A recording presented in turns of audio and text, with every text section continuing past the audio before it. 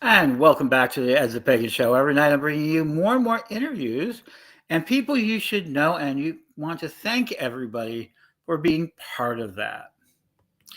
Today it's live, so if you put in comments at anywhere that you're seeing this, especially on the As a Pagan show on Facebook or Carillion TV uh, on YouTube, if you're hearing this on a podcast, through one of the services such as Spotify and etc., we're there. So I'm really grateful for everybody who's been coming out. This is our 15th day. So we're like, 1/24th of the way there for the year of trying to learn. And what have we learned so far this year? A lot. We've learned a lot so far this year. We started out with John Beckett, which philosopher extraordinary. He continues to produce out. Marty Mulinex, we're hearing more and more from the young people around us. We are, that was great pieces. Shane Nelson, which was an amazing piece. There we go. We had Laura Enright 2 nights ago. Wow, my gosh. And she's, librarian and author, very dynamic. So we've learned a lot. And you kind of told me what we're looking for. Tonight, though, we're going to talk about something. We must not be erased. Yes, that's my statement. That's where I begin my things. We must not be erased. And what do I mean by that? That history erases a lot. And we don't know how much has been erased because we can't actually know. But we can see the perimeters or the parameters of what we do store in knowledge. And we're constantly burning it down. We're constantly destroying it. And so the ways our brain works, we need to feed it fuel. We need to tell it as many ideas as possible to give it as broad an opinion as possible, or you must limit it in order to get the outcomes that you want. And that's really where knowledge and oppression cross. Because you want a certain amount of knowledge of things. You want to know about science, especially war sciences. If you're an oppressive society, if you're a more humanistic side, you want to know about medicine. You want to know about gardening. You want to know about agriculture. You want to know about a lot of things. As much as you can, it's a power to hand down knowledge. Knowledge has always been valuable, extremely valuable, to the point of it forms one of the triads of power that Alvin Toffler talks about. And what do I mean by that? Well, violence by far is the most simplest form of power. If you can inflict violence upon somebody, you can get them to do something most of the time, right? That's the basis of slavery. It's the basis of robbing your neighbor, the bandits, even how we get our food. So violence is the first form of power that we tend to exercise over each other. The second form of power that we talk about is oftentimes money or monetization, or more importantly, currency, the power of wealth. So for the people who were violent and the king that was able to get wealth from extracting taxes or robbery or trade deals, it doesn't matter how he got it, but he gets it. He can then use it to buy more violence or to buy other things. So he doesn't have to use violence. So he can get people to help him. Oh, that arrow maker. Well, I can make you do it, but what if I could pay you, make sure that you ate? So that was the next form. And the third form, beyond anything, and money, thank you. And the second thing is that money made violence more powerful because then you could use it to buy swords, you could buy weapons, and things of that nature. And the third one was knowledge. And this is where we're now moving into, is that knowledge is everything. We will not be erased if we can take care of it, but knowledge is everything right now because knowledge can make money better. It can make violence better. The idea of an atomic weapon versus a rock, a gold coin, which is now going up faster than ever, right? Have you seen that lately? Silver, gold, going up through the roof because we're in the middle of a resource conflict. So the library we must not be preserved. And one more piece before getting into exactly the details about a library, as I know there's a lot of libraries around, and I'll talk about that, is that universities as a whole are the longest lasting forms of organizational structures that affect society. It's a form called universities, and universities have remained, well, they've been burned to the ground. We know about that, but they've also been lasting for thousands of years. How some of them have last. We know Oxford is 10,082. And when we find ruins of importance, they're usually schools, libraries, universities, as such. So if you really want to be remembered, you need to have a structure that's a university. That's a place where knowledge comes in, is shared, and then allowed to grow. The original museums were not, like preserving the antiquities. They would bring in devices that nobody ever saw before. Other people would look at them and work on them and make improvements, and they would bring back their copies. So when I talk about library, it isn't just about storing the past. It's about laying down the foundation for a future. And we're in the age again of book burners. NASA's great library of 100,000 volumes. I don't know how many of them ended up being trashed and how many got saved. And believe me, hopefully most of it got saved. But right now, they were ordered to disband the largest space library in the world that they use for NASA, 100,000 books. And the President of the United States just ordered them. Yeah. Yep. Somebody had mentioned, Kathleen, there were universities in Hanoi, Vietnam, Hanoi, that are around 800 years old when the names of graduates were carved onto the massive stone turtles. Yeah. So universities lie intact. So that's why a library, and at the core of every university is the library. So in Danville, Illinois, hometown of the Karelian tradition, a town that has immense potential and immense difficulties, and makes this possible for us to do so against other times in history. This is our now. It doesn't matter if we haven't done it before. And it's where the Karelian family, the Karelian tradition has kind of set. And so we're going to put down a library. We already have had libraries.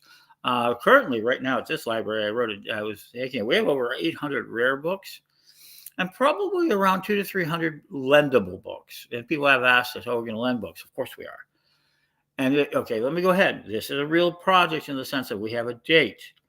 A dream remains a dream until it becomes a goal. And then when it becomes a goal, it's when it has a deadline.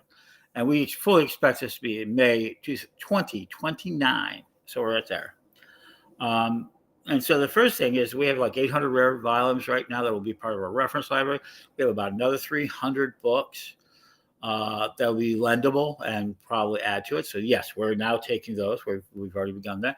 We have dozens and dozens of artifacts, chairs and furniture and altar goods from across a broad range of materials, a broad range of eras. We have thousands and thousands, well over 10,000 photographs of old photographs that we have got around families and ideas. As far as digital goes, we have 6,000 hours of film, maybe more, video, audio, and JPEGs that are going to be processed. So we have this very good core for a small private library. We want it to be bigger. This is all about climate controlled and everything else. We need a lot more. Of course we do. And people are asked 3 major questions today. I'm going to take them all in a row. But so we have that. We also have handwritten grimoires, diaries, and things of that nature as well. So those are stored. So we are storing personalized effects of people to kind of share in the future. Because you learn more from diaries than anything else. Because we want them to have this full an idea as you can. All right. So the first one is this meant to be a public library? In the sense that any college or university is a public library, yes, we're going to control access to it. You just are not going to allow ourselves to be put in a position where we're not secure, not safe. We want to preserve them. But certainly, yes, we want people to come in. Hey, I want to go there to go to the library. Come on in. We want that to happen. We plan to have membership around that. So yeah, we want to have a very physical place where people can go and see these books and feel these books and smell the books and touch them and read them and learn from them. And in this sense, we're going to have a public library. We can borrow books uh, that we have, and then we'll have the hardened reference research library, which will be under lock and key, but people can access them. Absolutely. And, and we'll teach people how to do book repairs and how to do these preservations. At the same time, we also plan to have, we like to see people have their own libraries. We hope that people emulate us and start these reading rooms in other local places where they're at to do readings. So, yes, so that is our goal, is that yes, it's going to be a very physical library with both lending library, hard reference library, and underneath that, we plan to have a digital library. We already do. We've maintained a digital library for a very long time. We're going to be bringing that more public, and we plan to have that. And that is to be duplicated, mirrored, and hidden. You've heard me talk about the digital dragons, where I said we need to put books on flash drives and everything else. That decentralizes our information. That gives us a great chance of planting seeds everywhere. After all, my two mottos. My people ask me what my totem flower is. It's dandelions. Pagans are dandelions. And people go, what do you mean by that? Well, they're a very useful plant for so many things. Two, they are, they're deep rooted. So once they get into some place, they will keep going deep, even if they're a single plant. When they flower, people love to make wishes on them, and they blow everywhere. So dandelions can go everywhere. And once they kind of get rooted and do it, they tend to make great batches of them. Honeys love them. They're a useful plant. And I think pagans grow like dandelions. Or at least they did in my era. And they continue to do so. And so we'd like these libraries to be the same way. We'd like to have them helped and referenced. Okay. And we plan to put in the housing. We were looking for that. So all told, the first initial cost of the library will be $100,000. That's what I think. Building, facilities, bookshelves. Okay, how are we going to acquire the books? So we acquire the books two ways. One, people donate them. And what we're going to do with that is we're going to have people donate books, and we are going to preserve the best of the best. And anything that's can be put in the lending library will be put there, and we will sell off some books. Absolutely. One of the ways we're going to do this is we're going to be book dealers, absolutely straight up book dealers. I'm good at it, and Witch School was financed through it, and so many projects I've done have been bought and paid for, not by memberships or other things alone, but oftentimes my ability to buy and sell books, tarot cards, and all sorts of materials. So with that skill, I plan to keep building a library. We sold to get Don to Danville a major library. This is the best parts of what we preserve, but oh my gosh. And you guys got such great deals, and so many people got so many great books, and they have seated these major libraries. Jacksonville, I know they're all over the place. So we're going to put one down in Danville, Illinois, and it's going to have deep digital archives that are going to be mirrored everywhere, and we're going to virtualize books. Okay, so that's what we're doing there. In that process, we will be selling books. We have a Corellian Publishing, which we will sell books. One of the things we're hoping to do is, as part of the kind of the order of the library idea, is that we want to get a copy of every pagan book in existence, at least one. Right from first day, we'd like it to be first edition, signed by the author, terrific, but at least one. And what we're looking at is that we will also be mass selling to books to other libraries. We want to make it possible for temples, churches, and groups to get discounts on books and get books into their libraries in a manner of different ways. Subscription boxes. Yep, there you go. So I like that, Kylene. When I was a primary school kid in the 60s, I used to charge my friends 20 cents per book so that I could buy more books.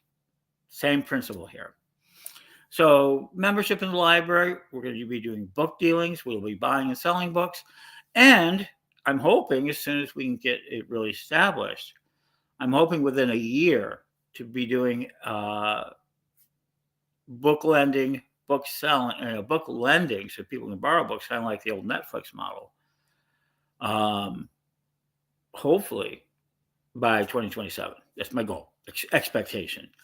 Let me put it out there. By 2027, we're going to be Stop being mealy mouth. We're going to be able to do a in-mail library subscription service for members.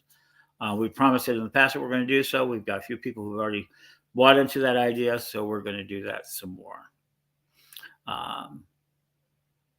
There we go. So we're going to acquire books. So the other way is we're also book hunters. I go into secondhand sources, so we'll continue to do that process to find books not only to sell to the public, those to keep to the public, and find ways to do so. So selling and buying books, especially through the Gaia Thrift platform, will be part of our strategy, and then constantly add to our collection to do so. So, and we plan to do it in a lot of interesting ways, including discount books. We want you to build a library out there. If you're not interested in building a library, that's fine, but your neighborhood should, if you want to do so. The same as we plan to have flash drives available with electronic books and ebooks and across the board. Plus, we have a small publishing house. So Corellian Publishing House is another way to do so. We got a number of antiquarian books. So that's kind of where we're at. All right. So we've gotten that first part. So we want to buy the house on a permanent basis. That's really the biggest cost. Run it mainly by volunteers. I'm looking at a paid librarian. So we're looking at to raise about $100,000 along the way. The overall project of the campus, let me be no joke, it's probably $2.5 million. And everybody goes, well, that's a lot of money.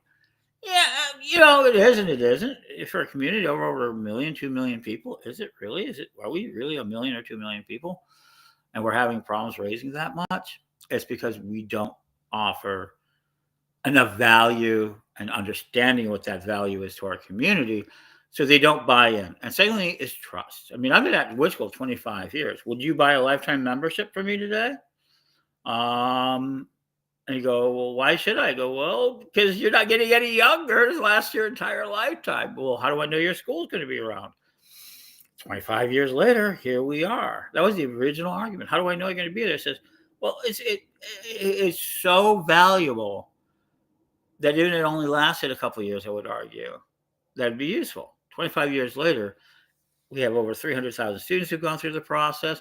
We have thousands of clergy members who graduated, hundreds of high priesthood that have become and taken on high priesthood, leadership of all kinds, up to including in the Parliament of World Religions. So 25 years. So things have got to last to make them worthwhile. A library lasts. So how do we keep financing it? So through subscriptions, through this idea of membership and subscriptions, it's always a very steady base. For Pagans, as long as we continue to produce value, this is kind of our version of the modern day tithing. Will you buy a subscription? Under your control, under your type of thing. So we'll use that. The other thing we'll do is, of course, have researchers, and that will actually, you can type them and go, well, I need to know this. And if we have it in there, you can pay them to go do research for you. That's going to be a great gig I hope to have there. So, but the main thing that pays for the library is sales and other materials, donations, and building a trust. So this is important. They said, well, how do we make sure it lasts for the long term? And that is building a trust. And that means having money set aside that earns interest and or value. And some of this is going to change as we go in the future, that have value in order to pay for all the expenses. That's why we need this to last, because that happens. And so that's important. So how do we keep this going? Pennies. Donate your pennies. I'll take all your pennies. And I mean it. Don't worry about giving back to the government. Give them to me. We'll store them. But donations is going to be one way. Donations of books, donations of materials, then subscriptions and the sale of books and publishing books and adding that value. And then as we do it, we'll set money aside for a trust. Buy the building, put that building under trust, and make sure that it stays and has a value to it that will make it last far longer than just being in somebody's basement. Hello there, Black Crystal.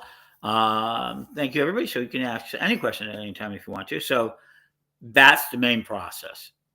So the last thing we're doing, because it's a part of a larger campus, is that we're also going to be able to help not only help people publish and get more writings and help people sell books and do Gaia Thrift and kind of make the book industry part of our community, which it is. We're going to, let me add to that. I would like to offer, when I go to these events, I'll offer appraisal services. I will tell you what your library is worth if you'd like. And it has value. Some of us, we don't know it. Some of those older libraries of our eldermost have books that are worth hundreds of dollars, possibly thousands. That's right. And a lot of those go to the curb. A lot of those go to Goodwill. A lot of those go trashed, maybe divided up.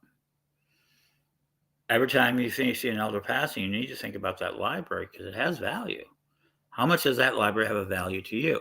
So if you're an elder or if you're somebody who's just got a lot of books and want to lower that down, give me a call. I'll be happy to help you.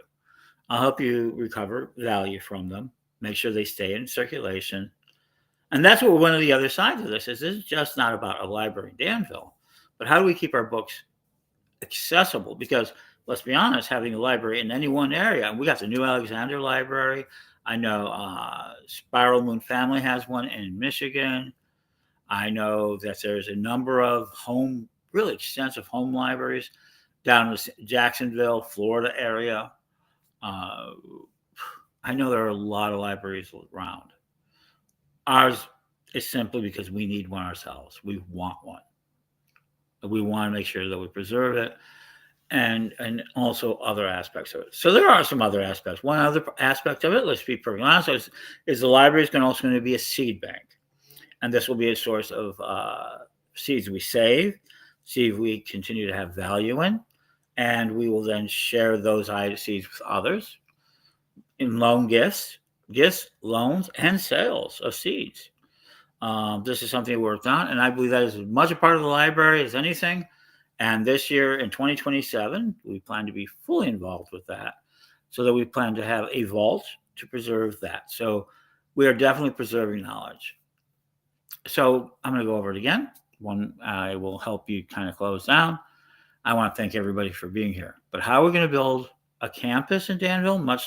And we start with a library. How do we build a library? We first acquire books by donation and purchase to the library. This also includes audio, video, old magazines. I really want those Harvest and all those era that we had of these wonderful magazines. A lot of ours were lost, but I would like to reacquire those great and wonderful magazines. So if you have them, please, if you produced one, please contact us. If you have the master still and you've produced them, let us know. So libraries, magazines, we start collecting them. And yes, you can mail them today. Just DM me and we will have them sent. We have a place in Danville, Illinois, in which we will store them in very good conditions as we grow. So we acquire books, audio, video, all sorts of different things in digitals, and we'll be opening the library bit by bit as we can. So then we do that. The second thing is of course, pay attention to Gaia Thrift on eBay and other places as we kind of reemerge as a sustainable business by selling secondhand, including books. Expect books to be a big part of our division, and Gaia Thrift, we're looking at a book of the month club or something similar, or build your library program that is affordable and something we can use our collective authority to do so. So we're going to do that. So we've got that. The other way is by direct donations and maybe other types of fundraisers held in the Danville area or other areas across the country for the library and for its purposes. And then last but not least, we'll form a trust for the library. A certain amount of the proceeds of everything we do will go into a trust, which is a protected financial instrument to continue to pay the bills, such as the taxes and the maintenance and the upkeep and the staff, like every other university does for the library. So that when we open fully the library for the first time in May of 2029, we know that it isn't going to just be there for a couple of weeks or a couple of months. It's going to be there for as long as we physically can keep it going, the human factor. So there you go. And so if you want to send us your materials, including diaries, please talk to us. Your diaries, your grimoires, your handwritten things, all these things you put together, don't let them be trashed. They're going to be so important in the future. And we can tell you how to digitize them. We can virtualize them as well as physicalize them. So there you go. So there we go. The library has begun. There's people in Danville, Illinois right now who are working on this. Reverend Don Lewis, Jason Hyde Carell, Susan, Jan. I know a number of others. I'm not, who are not that public. So we will keep them private. But yeah, Danville, Illinois, the great library, the great Pagan library to start the campus with. So thank you. Any last questions before I go? Let me go ahead and tell you, we've got more interviews. If you want to be interviewed, please interview. Thank you. So Caroline, let me go ahead. So there might be a small specialist library association there, like there is here in Australia, that we might also be able to help. I certainly expect so. And we might even contact with that. We want books from Australia too. Because you guys write a lot of books we don't ever see here in the States. And you guys have written a lot of books, great books. So yeah, I mean, we want our library to be global, and we have friends in other places, such as South Africa has a library. We'd like to see one in the Philippines. So yeah, we need to build these libraries, and we need to begin preserving them. I will absolutely talk more about what we need to do about libraries, but today, the Great Pagan Library in Danville is, the project's begun. Join us for the acceleration this year.